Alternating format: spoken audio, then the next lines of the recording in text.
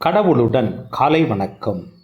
இந்த யோவான் எழுதின செய்தி 7ஆம் அதிகாரம் 1, 2, 10, 23 முதல் 30 வரை உள்ள இறைவார்த்தைகள். அக்காலத்தில் இயேசு கலிலேயாவில் நடமாடி வந்தார். யூதர்கள் அவரை கொல்ல வழி தேடிக் கொண்டிருந்ததால் அவர் யூதேயாவில் நடமாட விரும்பவில்லை. யூதர்களின் கூடார விழா அண்மையில் நிகழவிருந்தது. தம் சகோதரர்கள் திருவிழாவிற்கு போனபின் இயேசுவும் சென்றார். ஆனால் அவர் வெளிப்படையாக அன்றி மறைவாகச் சென்றார்.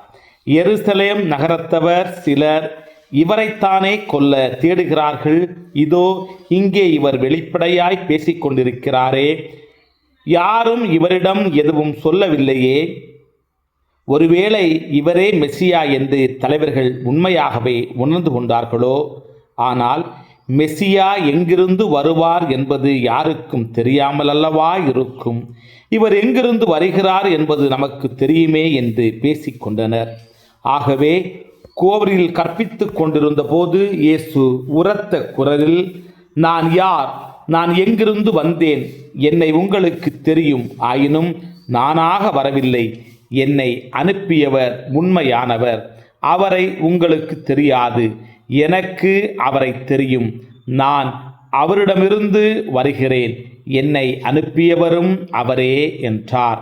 இதை கேட்ட அவர்கள் இயேசுவை பிடிக்க முயன்றார்கள்.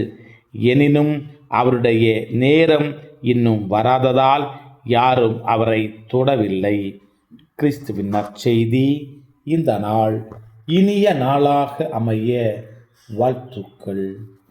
பல பல பல புதுமைகள், பெருமைகள், இனிமைகள் இறங்கிய நல்ல நாள், ஒரு நல்ல நாள், நம் தேவன் தந்த நாள். இது நல்ல நாள், ஒரு நல்ல நாள், நம் தேவன்